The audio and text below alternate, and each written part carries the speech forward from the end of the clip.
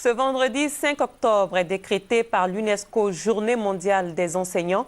En Côte d'Ivoire, cette journée a été dédiée cette année aux femmes exerçant ce métier. Thème de cette célébration, les enseignants pour l'égalité des genres. Je vous invite à écouter le message du gouvernement délivré par la ministre de l'Éducation nationale et de l'enseignement technique dans le cadre de cette journée, au micro de Sylvie Toury.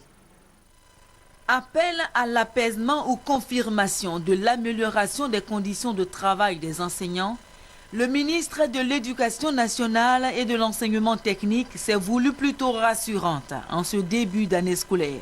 Kandia Camara a dit que le gouvernement va respecter ses engagements dans son message délivré ce vendredi, à la veille de la Journée mondiale des enseignants. Et elle a mis un point d'honneur sur les enseignantes, car très peu exercent le métier. 13 femmes sur 100 enseignent dans le secondaire. Nous ambitionnons donc de relever ces taux à tous les niveaux, en mettant un accent particulier sur la promotion de l'accès des femmes à la fonction enseignante et à compétences égales à leur nomination à des postes de responsabilité.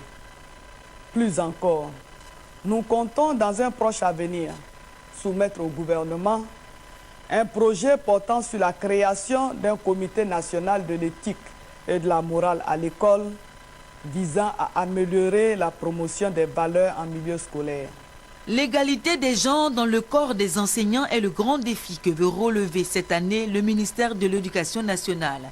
D'où le thème de cette journée mondiale de l'enseignant, les enseignants pour l'égalité des genres. L'homme et la femme, composantes essentielles du genre humain, sont capables ensemble de contribuer au bien-être de l'humanité. Ils ont de la même façon le droit de jouir des fruits de leurs activités. À cet égard, il nous plaît de rappeler quelques actions entreprises dans ce sens par notre département, à savoir la reconnaissance de l'État à travers la décoration des femmes ayant fortement contribué au développement de l'éducation dans notre pays, la promotion de nombreuses femmes méritantes au poste de responsabilité comme directrice centrale, régionale, départementale et chef d'établissement. Des combats à mener pour la parité entre hommes et femmes dans l'enseignement sont légion.